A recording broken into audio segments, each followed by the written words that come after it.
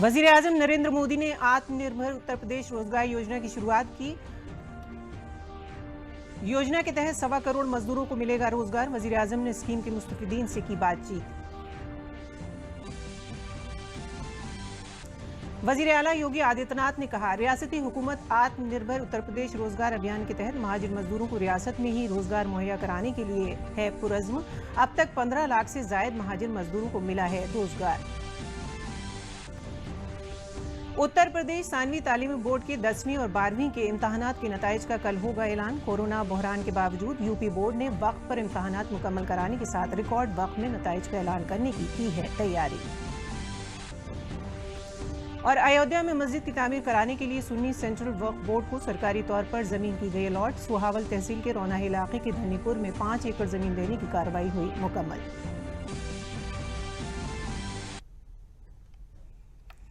आदाब, मैं हूं नगमा इरफान। खबरें अब तफसील से। वजीर-ए-आजम नरेंद्र मोदी ने आज आत्मनिर्भर उत्तर प्रदेश रोजगार योजना की शुरुआत की। इसके जरिए 1.25 करोड़ मजदूरों को रोजगार दिया जाएगा। वजीर-ए-आजम जनाब मोदी ने वीडियो कॉन्फ्रेंसिंग के तवज्जुह से आत्मनिर्भर उत्तर प्रदेश रोजगार योजना का आगाज किया। इस स्कीम का मकसद कोविड-19 वबा के सबब अपना रोजगार खो चुके लोगों और हर महाजिर मजदूर को नौकरी देना है। वजीर-ए-आजम नरेंद्र मोदी ने अपने खिताब में कहा कि उत्तर प्रदेश भारत का आत्मनिर्भर अभियान डबल इंजन हुकूमत की बेहतरीन मिसाल है। वजीर-ए-आजम ने कहा कि ये स्कीम भारत सरकार की जानिब से शुरू की गई है। प्रधानमंत्री गरीब कल्याण रोजगार अभियान ने आत्मनिर्भर उत्तर प्रदेश रोजगार प्रोग्राम को तरगीब दी है। यानी मरकजी हुकूमत की स्कीम को योगी हुकूमत ने मियारी और आददोशुमार दोनों ही तरीकों से तौसी दी है।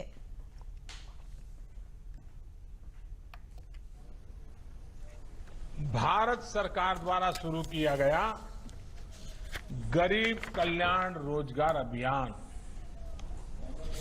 प्रधानमंत्री गरीब कल्याण रोजगार अभियान, आज इसी शक्ति ने आत्मनिर्भर उत्तर प्रदेश रोजगार अभियान को प्रेरणा दी है। यानी केंद्र सरकार की योजना को योगी जी की सरकार ने क्वालिटेटिव गुणात्मक और क्वांटिटेटिव संख्यात्मक दोनों ही तरीके से विस्तार दे दिया है। यूपी सरकार ने न सिर्फ इसमें अनेक नई योजनाएं जोड़ी हैं, लाभार्थियों की संख्या बढ़ाई है, बल्कि इसे आत्मनिर्भर भारत के लक्ष्य के साथ भी पूरी तरह जोड़ दिया है, क्लब कर दिया है। वजीर-ए-आजम नरेंद्र मोदी ने कहा कि उत्तर प्रदेश में कोरोना के खिलाफ जो मोर्चा खोला गया वो सताइशी है। वजीर-ए-आजम ने कहा कि लॉकडाउन के दौरान गरीबों को खाने की दिक्कत न हो, इसके लिए जिस तरह योगी हुकूमत ने काम किया है वो भी तारीखी है। प्रधानमंत्री गरीब कल्याण अन्न योजना के तहत यूपी ने बहुत तेजी से गरीबों और गांव वापस लौटे मजदूरों तक मुफ्त में राशन पहुंचाया। यूपी में गरीबों को 42 लाख मैट्रिक टन खाद्यान्न बांटा गया, अनाज बांटा गया।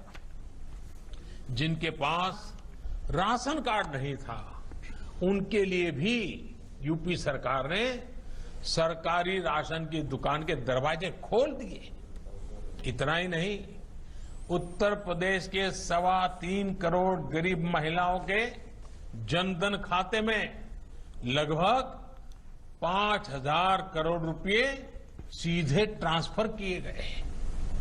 आजादी के बाद के इतिहास में संभवतः किसी सरकार ने इतने बड़े पैमाने पर गरीबों की मदद नहीं की है। वजीर-ए-आजम ने कहा कि किसानों को मंडी से बाहर भी अपनी फसल को फरोख्त करने का अब इख्तियार मिल गया है। यानी जहां बेहतर दाम मिलेंगे वहां किसान अपना सामान फरोख्त करेंगे। साथ ही वजीर-ए-आजम ने कहा कि दूसरे अब किसान चाहें तो बुआई के वक्त ही अपनी फसल का दाम तय कर सकता है।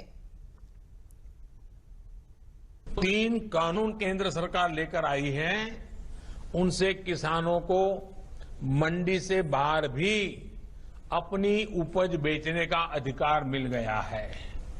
यदि हमारा किसान जहां बेहतर दाम मिलेगा वहीं पर किसान अपना सामान बेचेगा। दूसरा, अब किसान अगर चाहे तो अब बुआई के समय ही अपनी फसल का दाम तय कर सकता है। इसके अलावा हमारे पशुपालकों के लिए अनेक नए कदम उठाए जा रहे हैं। 2 दिन पहले ही पशुपालकों और डेयरी सेक्टर के लिए 15,000 करोड़ रुपए का एक विशेष इंफ्रास्ट्रक्चर फंड बनाया गया है। इससे करीब 1 करोड़ और नए किसानों, पशुपालकों को डेयरी सेक्टर से जोड़ा जाएगा। डेयरी से जुड़ी नई सुविधाएं तैयार की जाएगी।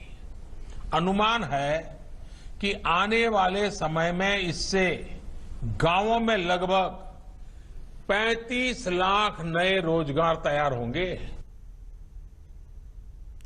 इसके साथ ही वजीर-ए-आजम ने कहा कि अब आत्मनिर्भर भारत अभियान के तहत जब पूरे मुल्क में ऐसी मकामी चीजों को फरोग देने के लिए सनतों को क्लस्टर बनाया जा रहा है, तब उत्तर प्रदेश को बहुत ज्यादा फायदा होगा। यूपी की एक जनपद एक उत्पाद योजना तो पहले से ही स्थानीय उत्पादों को बढ़ावा दे रही है, उनको एक बड़ा बाजार दे रही है। अब आत्मनिर्भर भारत अभियान के तहत जब पूरे देश में ऐसे स्थानीय उत्पादों को बढ़ावा देने के लिए उद्योगों के क्लस्टर बनाए जा रहे हैं, तब उत्तर प्रदेश को बहुत अधिक लाभ होगा। इससे कपड़ों के, सिल्क के, लेदर के, पीतल के ऐसे जो अनेक औद्योगिक क्लस्टर है, उनको बल मिलेगा, नया बाजार मिलेगा। कोरोना वबा पर वजीर-ए-आजम जनाब मोदी ने कहा कि इसकी एक दवा हमें पता है और ये दवा है 2 गज की दूरी और मुंह को ढकना। फेस कवर या गमछे का इस्तेमाल करें। उन्होंने कहा कि जब तक कोरोना की वैक्सीन नहीं बनती, हम इसी दवा से इसको रोक पाएंगे।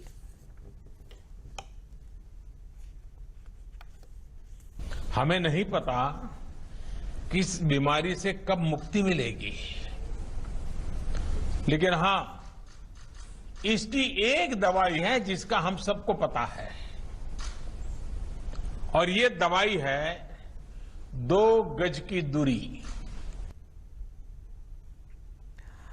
वजीर-ए-आजम नरेंद्र मोदी ने आत्मनिर्भर उत्तर प्रदेश रोजगार योजना की शुरुआत करते हुए आज गोंडा, संत कबीर नगर, सिद्धार्थनगर समेत रियासत के 6 अजला में मौजूद महाजिर मजदूर मुस्तफिदीन से बातचीत की और उनके तजुर्बात से वाकिफ हुए।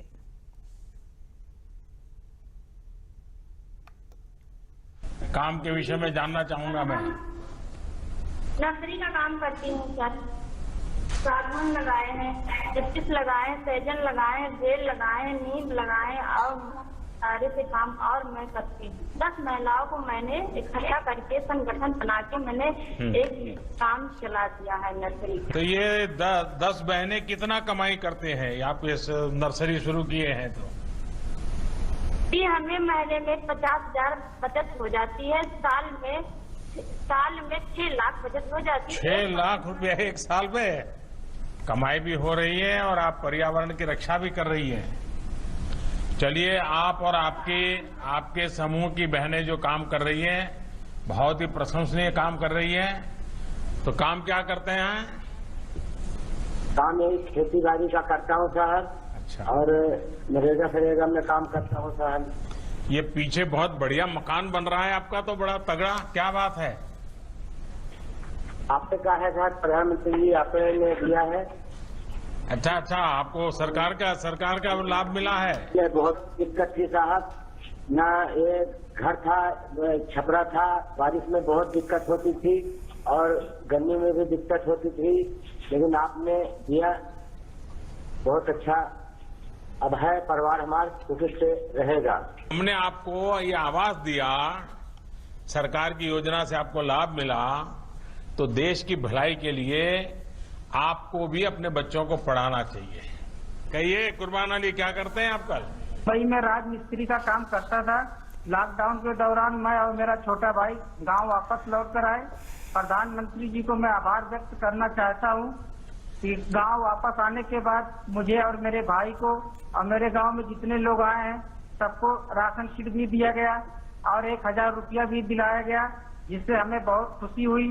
और राज्य सरकार को हमारे हुनर के मुताबिक हमारे ही गांव में हमें काम भी दिलाया गया। लॉकडाउन के समय हम भी घबरा गए थे, लेकिन आपने ट्रेन भी चलाई और घर वाले थोड़ा खुशी भी हो गए कि ये रमजान का दिन भी था और ईद भी करीब थी, इसलिए घर वाले बोले 12 मई को प्राइवेट गाड़ी से हम लोग घर चले आए, अपने परिवार के साथ ईद भी यहाँ पे मनाई।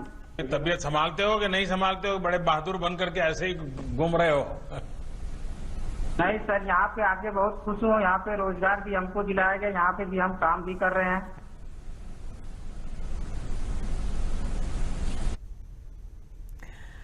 वजीर आला योगी आदित्यनाथ ने कहा है कि वजीर आजम नरेंद्र मोदी की रहनुमाई में यूपी सरकार आत्मनिर्भर उत्तर प्रदेश रोजगार अभियान के तहत यूपी में वापस लौटे मजदूरों को रियासत में ही रोजगार मुहैया कराने के लिए पुरज़्म है। आत्मनिर्भर उत्तर प्रदेश के अंतर्गत प्रदेश के कामगार और श्रमिकों के लिए इस योजना का शुभारंभ के लिए आदरणीय प्रधानमंत्री जी के मार्गदर्शन में कार्य कर रहा है। इसके अंतर्गत 1,25,00,000 से अधिक कामगार और श्रमिकों को रोजगार, उद्योगों में समायोजन और स्वतः रोजगार के अंतर्गत कार्य दिया जा रहा है। इस अवसर पर आज आदरणीय प्रधानमंत्री जी के कर कमलों से 4,03,000 सूक्ष्म लघु मध्यम उद्यम से जुड़ी हुई यूनिटों को 10,600 करोड़ रुपए से अधिक का ऋण का वितरण भी ऑनलाइन यहां पर प्रारंभ हो रहा है। इस योजना में उत्तर प्रदेश में ग्राम्य विकास विभाग, पंचायती राज विभाग के माध्यम से सामुदायिक शौचालय के निर्माण और प्रधानमंत्री आवास योजना के अंतर्गत आवास निर्माण के लिए, मनरेगा योजना के अंतर्गत ग्रामीण सड़कों के साथ साथ तालाबों की खुदाई के और अन्य कार्यक्रमों को आगे बढ़ाने इस योजना में 60 लाख से अधिक रोजगार का सृजन आज के दिन पर उत्तर प्रदेश प्रारंभ कर रहा है। 50 लाख से अधिक कामगार और श्रमिकों को सूक्ष्म लघु मध्यम और प्रदेश में अनलॉक के बाद प्रारंभ हुए सभी बड़े उद्योगों में उन्हें व्यवस्थित रूप से समायोजित करने के साथ ही महिला आजीविका समूहों के माध्यम से स्वयं सहायता समूहों को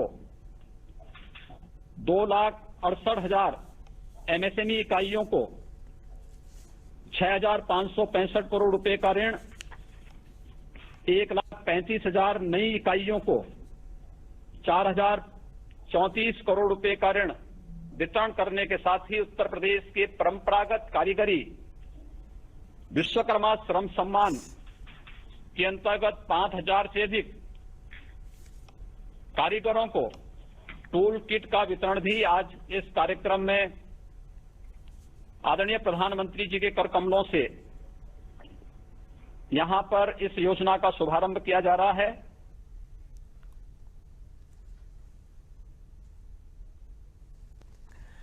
सुप्रीम कोर्ट ने अयोध्या तनाज़े पर फैसला सुनाते हुए मुस्लिम फरीक को 5 एकड़ जमीन मस्जिद की तामीर के लिए दिए जाने का हुक्म दिया था, जिसके बाद अयोध्या में मस्जिद की तामीर कराने के लिए सोहावल तहसील के रोनाही इलाके के धन्नीपुर में सुन्नी सेंट्रल वक्फ बोर्ड को सरकारी तौर से जमीन अलॉट कर दी गई है।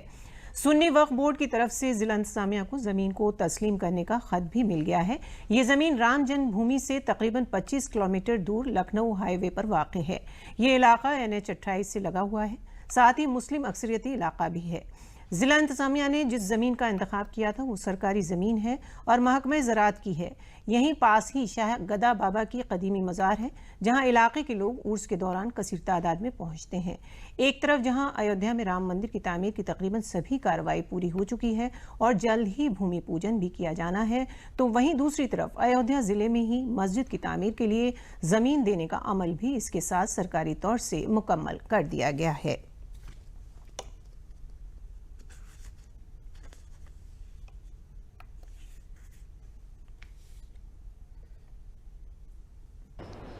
देखिए, माननीय सर्वोच्च न्यायालय के निर्णय के बाद जो रामलला की जो भूमि है वो रामलला को हस्तांतरित की जानी थी और 5 एकड़ भूमि जो है वो सेंट्रल सुन्नी वक्फ बोर्ड को उसमें हस्तांतरित की जानी थी। वो प्रक्रिया भी समय से पूरी कर ली गई, उनको वो ज़मीन दे दी गई और उनका एक्सेप्टेंस भी जो है हमको मिल चुका है, तो ये भी प्रक्रिया जो है पूरी कर ली गई है।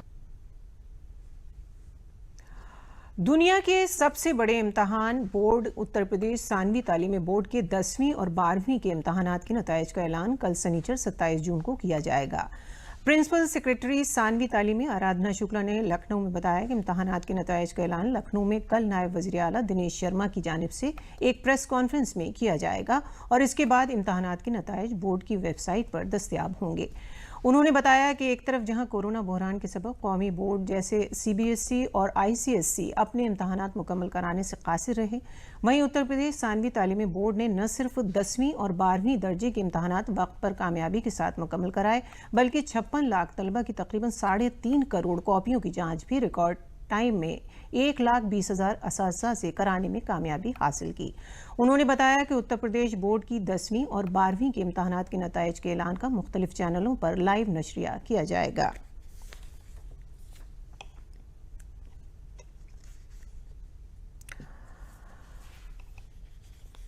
सुप्रीम कोर्ट ने CBSE को जुलाई में मुनक़िद होने वाले 10वीं और 12वीं दर्जे के बाकी 2 इम्तहानात को मनसूख करने के सिलसिले में नोटिफिकेशन जारी करने की इजाज़त दे दी है। सुप्रीम कोर्ट ने CBSE को मनसूख इम्तहानात के लिए तलबा को नंबर देने की जांच की स्कीम पर आगे बढ़ने की इजाज़त दी है। CBSE इम्तहान कंट्रोल स्वयं भारद्वाज ने कहा कि अगर 12वीं दर्जे के तलबा मुतबादिल इम्तहान में शामिल होते हैं तो हासिल किए गए नंबर आखिरी स्कोर माने जाएंगे। CBSE और ICSE ने 15 जुलाई तक रिजल्ट देने की बात की। सुप्रीम कोर्ट के हुक्म के मुताबिक CBSE ने नोटिफिकेशन जारी किया है।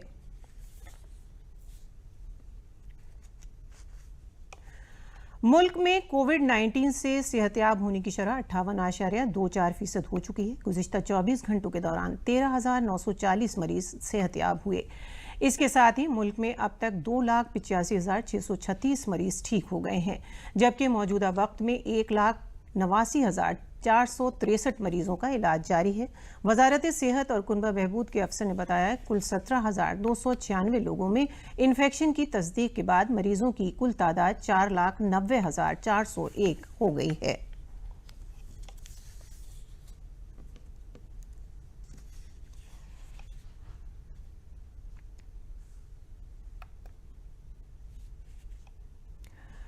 शाहजहांपुर जिले में कैंसर से मुतासिर रामदेव मिश्रा ने कोरोना को शिकस्त देकर कुनबे समेत सेहतयाब होकर घर लौट आए हैं। वो अपना कैंसर का इलाज कराने गुड़गांव के मेदांता अस्पताल गए थे, जहां अहलिया और भाई समेत ड्राइवर भी कोरोना से मुतासिर हो गए थे। उनकी रिपोर्ट पॉजिटिव आने के बाद इंतजामिया की निगरानी में 14 दिनों तक क्वारंटीन कर इलाज किया गया, जिसके बाद सभी सेहतयाब होकर घर लौट आए हैं। जिला मजिस्ट्रेट ने बताया कि जिले में 114 कोरोना से मुतासिर मरीज पाए गए हैं, जिनमें 65 मरीज सेहतयाब होकर अपने घर जा चुके हैं। कोरोना इन्फेक्शन से बचाव के लिए बेदारी जरूरी है। रिकवरी रेट बेहतर होने के सबब ज्यादा से ज्यादा लोग इस इन्फेक्शन से सेहतयाब होकर अपने घरों को जा रहे हैं। एहतियात के तौर पर उन्होंने कलेक्ट्रेट अहाते में कोरोना हेल्प डेस्क भी बनाई और सभी अफसरान मुलाजमीन का सैंपल भी कराया। उन्होंने बताया कि सभी सोशल डिस्टेंसिंग के साथ ही आरोग्य सेतु ऐप जरूर डाउनलोड करें और वजारत आयुष की गाइडलाइन पर अमल करें।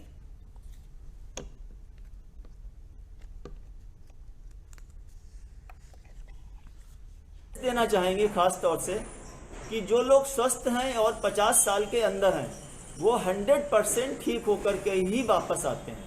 साथ में जो गंभीर बीमारी से पीड़ित हैं और 50 प्लस में हैं, यानी कि 60 वर्ष के या 70 वर्ष के गंभीर रोगों से पीड़ित हैं, वो भी 80 से 90% ठीक होकर के वापस आते हैं। इससे लड़ने की ज़रूरत है, घबराने की कोई ज़रूरत नहीं है। और हम वहाँ 12 दिन रहे हैं, 12 दिन में कोई भी कोरोना से किसी भी पेशेंट की डेथ वहाँ हुई ही नहीं PGI के, इसलिए इससे कोई चिंता का विषय है ही नहीं। संक्रमित पेशेंट हमारे 114 हैं अब तक जो हुए हैं, लेकिन उनमें से मैक्सिमम 65 ठीक होकर जा चुके हैं।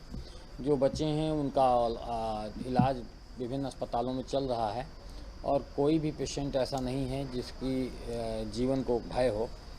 एक पेशेंट थे जिनको कैंसर था और वो L3 हॉस्पिटल SGPGI में उपचाररत थे, लेकिन वो भी ठीक होकर आ गए हैं।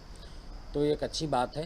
और लोगों को जागरूक किया जा रहा है ताकि वो संक्रमण से बचाव के लिए जो उपाय हैं, हेल्थ एडवाइजरीज हैं, उनका पालन करें। और 2 गज की दूरी, फेस को कवर करना, बार बार हाथ धोना, बुज़ुर्गों को बाहर निकलने से बचाना, गर्भवती महिलाएं और छोटे बच्चों की इम्यूनिटी को देखते हुए उनको घरों में रखना इत्यादि सावधानियां बरतने की बात बार बार विभिन्न माध्यमों के माध्यम से लोगों तक पहुंचाई जा रही है।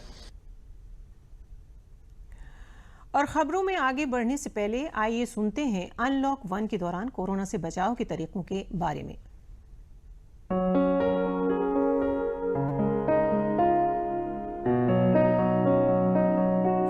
नमस्कार, मैं डॉक्टर पियाली भट्टाचार्य, बाल रोग विशेषज्ञ, Sanjay Gandhi post graduate institute of medical sciences Lucknow से आप सब दर्शकों के लिए लेकर आई हूँ कोरोना बचाव के टिप्स।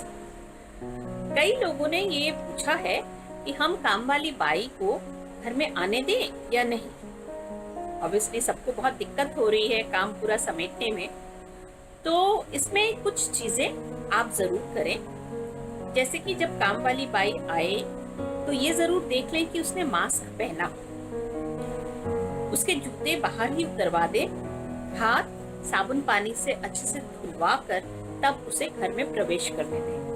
अगर उसके हाथ में कोई सामान है, कोई पैकेट है, उसको बाहर बरामदे पर ही छोड़ दे, उसे घर के अंदर ना लाए।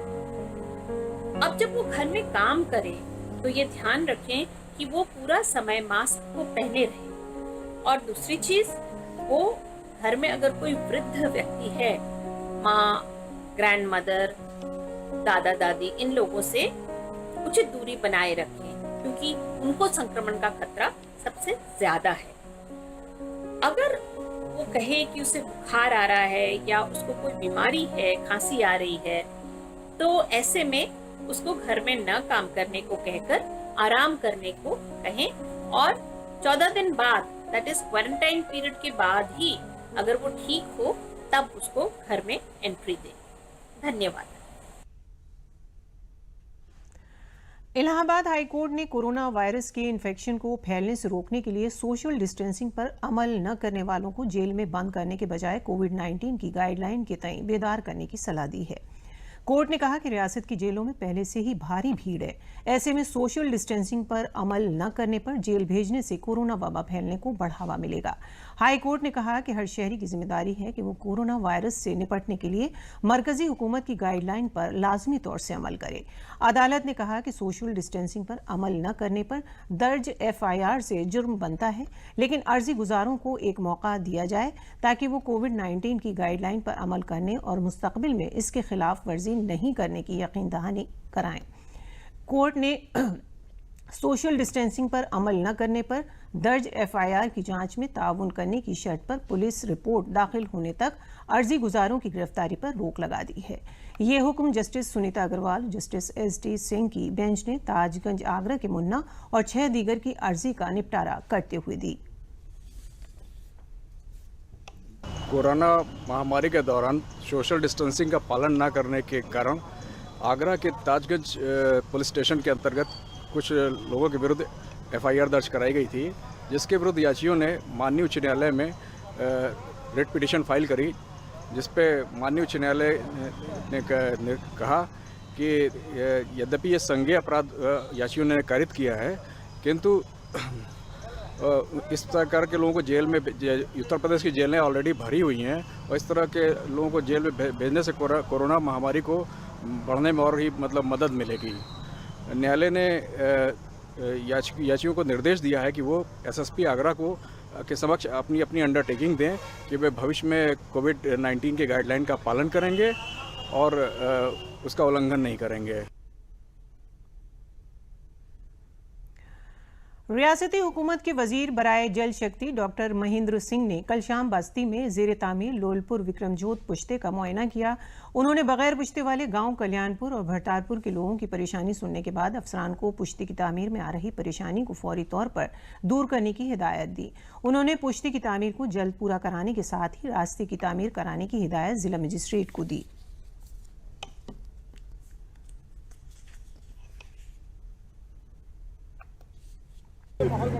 माहौल बना, जैसे अब की बार क्या होगा अगर पानी नहीं आने वाला, क्योंकि डाइवर्ट होगा, पानी धारा उधर से ये लोग फिर उस तरीके का प्रेशर में नहीं रहेंगे जितना प्रेशर में होना।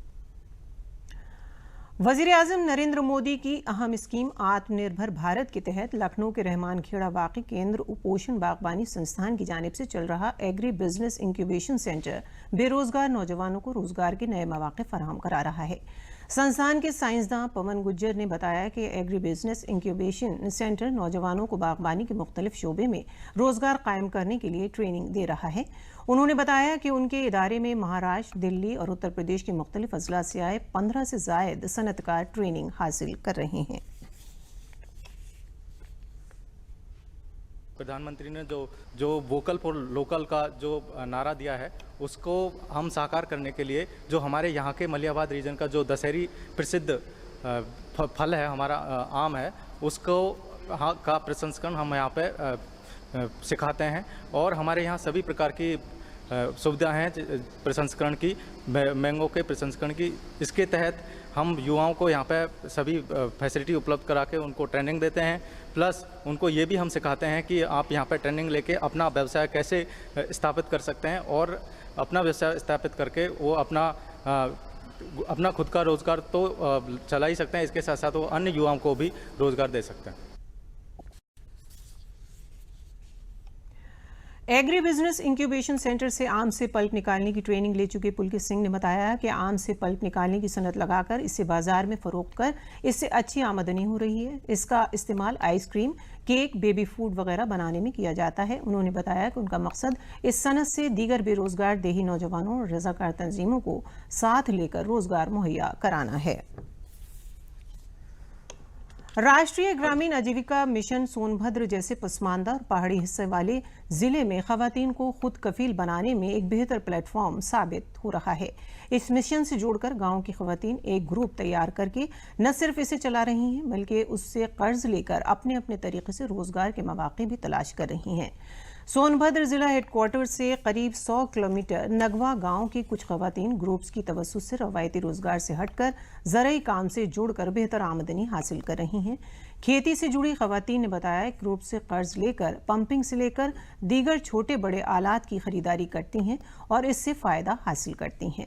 उन्होंने बताया ग्रुप से कर्ज के तौर पर पैसा लेकर उन्होंने छोटा पंपिंग सेट खरीदा और सब्जी की खेती करके बेहतर फ़ायदा हासिल किया, जिससे घर के खर्च के अलावा बच्चों की पढ़ाई लिखाई भी हो रही है।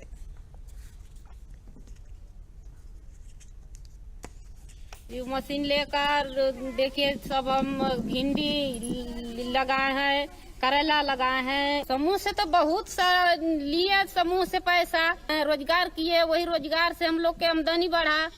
सब लड़का लड़की के वही आमदनी से हम ये पढ़ा लिखा रहे हैं सर। फायदा उसमें हुआ सर, ऐसी खेत पे हुआ था, उसमें श्री विधि से लगाया, उसका तकनीकी उसका लंबे लंबे बालें होती थी और उसका कली भी 40 से 45 कली थी। आजीविका मिशन हमारे लिए बहुत लाभदायक है। आजीविका से न जुड़ने से पहले हम ये चीजें के बारे में मुझे जानकारी नहीं होती थी। मवेशी परवरी, डेयरी और मवेशी जर से मुताल्लिक सनतों के फरोग के लिए बुनियादी ढांचे को मुस्तहकम बनाने और बेरोजगारों को रोजगार दिलाने के लिए हुकूमत ने 15,000 करोड़ रुपए के मवेशी परवरी बुनियादी ढांचा तरक्की फंड की शुरुआत की है। इस स्कीम का मकसद मुल्क में करीब 35 लाख नौजवानों को रोजगार फराहम कराना है। स्कीम के तहत बैंक मुताल्लिका इलाकों में सनत को शुरू करने के लिए 90% तक कर्ज देंगे। हुकूमत ने इस स्कीम के तहत सभी कर्ज के लिए सूद में 3% की छूट देने का ऐलान किया है। ये स्कीम डेयरी, मीट प्रोसेसिंग और जानवरों के चारे से मुताल्लिक मशीनों में सरमायाकारी को फरोग देगा। इस स्कीम के तहत मुस्तहक मुस्तफिदीन में किसान उत्पाद सिंह, MSME ब्लॉक 8 के तहत आने वाली कंपनियां, निजी शोबे की कंपनियां और निजी सनतकार शामिल होंगे। कन्नौज जिले के डेयरी चलाने वालों ने इस स्कीम का खैर मकदम करते हुए बताया कि पैसे की कमी की वजह से डेयरी को चलाने में दिक्कतें आ रही थीं, लेकिन हुकूमत ने इस स्कीम के तवज्जुह से उनकी दिक्कतों को दूर करने का काम किया है। बैंकों से कम सूद पर कर्ज मिलेगा, इससे उनका कारोबार को फरोग मिलेगा। सरकार ने जो योजना निकाली है इससे मुझे उम्मीद है कि कुछ लाभ मिलेगा और ये 30 लाख लोगों के लिए जो वो किया है, पैसा उनको लिए आया है, तो मुझे भी एक उम्मीद है कि मुझे भी कुछ लाभ मिलेगा, इससे मैं धंधा आगे बढ़ा सकता हूँ और यही धन्यवाद है। और यही मुझे सरकार से उम्मीद है कि मुझे भी कुछ लाभ मिलेगा। बैंक से ये लोन मिलेगा, इससे दूध व्यापार करने वालों को भी मतलब प्रोत्साहन मिलेगा और उसके साथ से मतलब देश में दूध की पैदावार भी बढ़ेगी और रोजगार मिलेगा। आज जो सरकार ने काम किया है काफ़ी, अगर दूध डेयरी वालों को अगर पैसे का वो मिले तो अच्छा कार्य होगा, अच्छा काम किया, ऐसा बात नहीं, रोजगार और बढ़ेगा, उन्नत करेगा उत्तर प्रदेश। अच्छे ब्याज दर पर मिलेगी तो दूध डेयरी वालों को और अच्छा मुनाफा होगा, बाहर जाने की इच्छा नहीं होगी। दिल्ली है, जैसे गुजरात है, गरीब आ रहे लौट लौट के, यहाँ पर आएंगे अपना छोटा सा धंधा खोल लेंगे दूध का। तो आज के लिए खबरों में इतना ही, इजाज़त दीजिए, आदाब।